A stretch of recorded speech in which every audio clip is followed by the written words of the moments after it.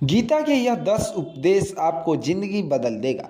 दोस्तों, काफ़ी लोग ऐसे हैं जो असफल होने के बाद हार कर बैठ जाते हैं। ऐसे में श्री भागवत गीता के यह 10 उपदेश याद रखें, जो सफलता दिलाने में मदद तो करेगी ही, साथ ही जीवन के हर अंधकार को दूर कर सकते हैं।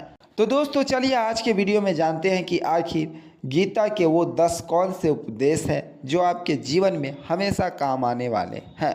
तो दोस्तों, आप बने रहे हमारे वीडियो के अंत तक। हम बढ़ते हैं वीडियो की ओर। तो दोस्तों, गीता का पहला उपदेश है, अपनी आत्मा की आवाज़ को सुनो, वही सच्चा मार्गदर्शन करेगी। दोस्तों, कभी भी आपके जीवन में कुछ भी हो जाए, जब आप मुसीबत में फंस जाए कि आप क्या सुने, क्या करें, किसकी बात माने, उस समय आप गीता के पहले उपदेश को हमेशा याद रखिए। आप जीवन में कितने बड़े मुसीबत में फंस जाए वो मायने नहीं रखता है, मायने ये रखता है कि आप उस मुसीबत को किस तरह से टाल सकते हैं।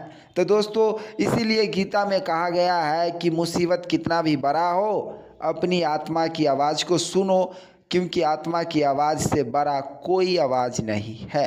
फिर दोस्तों, गीता के दूसरे उपदेश है, हर परिस्थिति में धैर्य बनाए रखना ही सबसे बड़ी समझदारी है।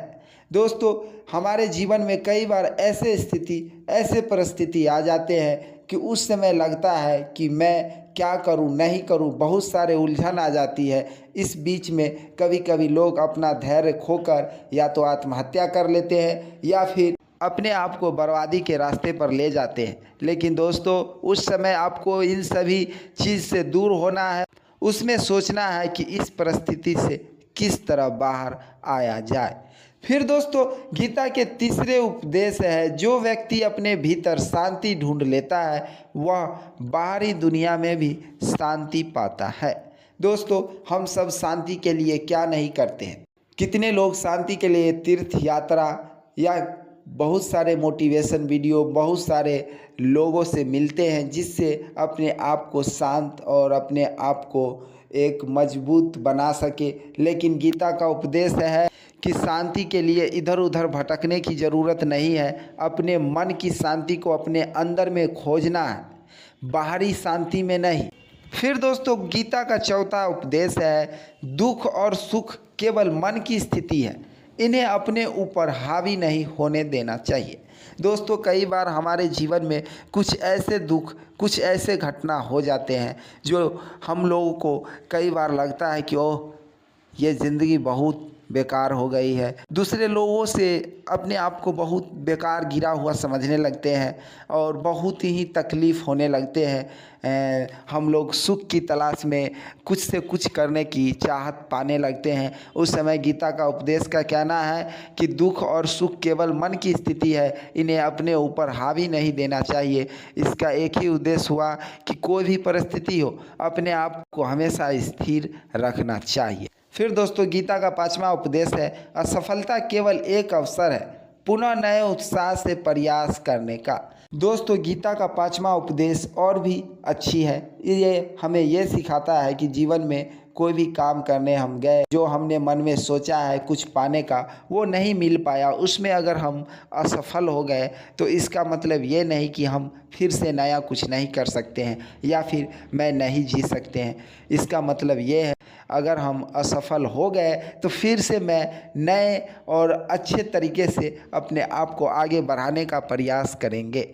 फिर दोस्तों, गीता का छठा उपदेश है, धैर्य और संपन्नता ही जीवन में सफलता का आधार है। दोस्तों, कई बार हम लोग कोई काम करते हैं, उसमें सफलता नहीं मिलता है, उस समय लगता है यार छोड़ो, ये सब क्या हो, हमारा जीवन ही खराब है, मेरा भाग ही खराब है, मेरा किस्मत ही खराब है।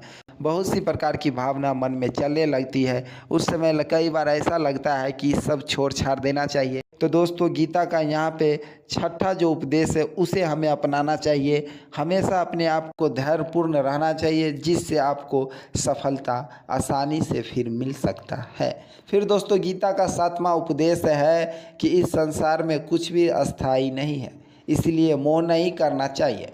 दोस्तों, कई बार ऐसा होता है कि हम लोग कुछ अपने जीवन में पाते हैं, करते हैं, अपने मेहनत से कोई भी चीज़ आप प्राप्त कर लिए, हासिल कर लें, लेकिन कई बार ऐसा हो जाता है कि वो चीज़ अपने हाथ से निकल जाता है, उस समय आपको बहुत तकलीफ़ होता है कि ओह साला हमसे छीना गया। बहुत तरह के मन में ख्याल आता होगा।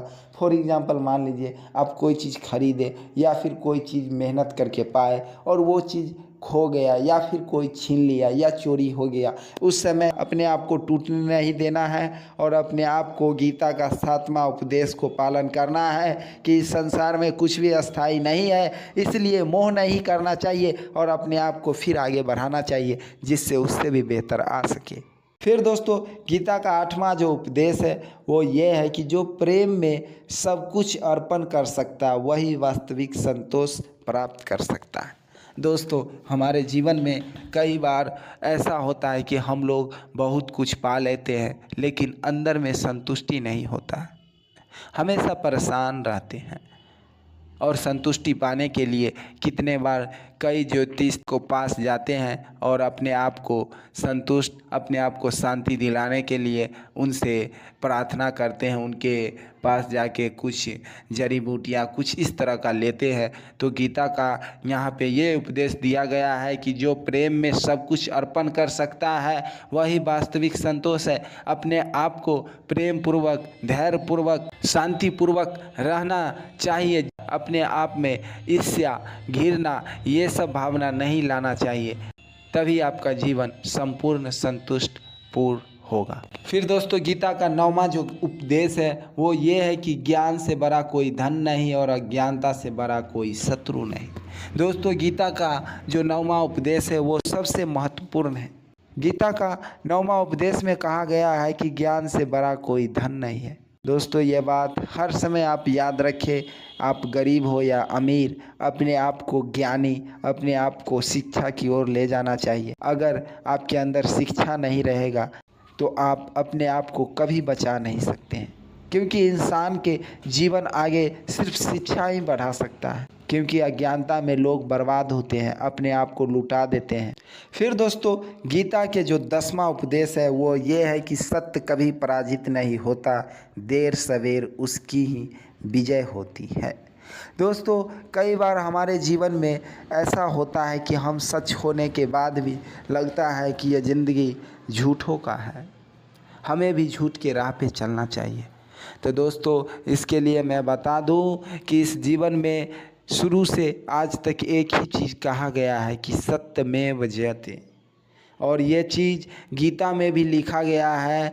गीता का 10वां उपदेश है कि सत्य कभी पराजित नहीं होता, भले देर सवेर उसकी विजय होती है। दोस्तों ये बात सच है। कभी आपके जीवन में ऐसा लगे कि आप हार चुके हैं, आप सच है, आप सच होते हुए भी हार चुके हैं, तो ये आपका गलत सोचना है। इस भावना को हटा के अपने आप को सत्य के तरफ ही रखना है और आपको एक दिन ज़रूर विजय मिलेगा।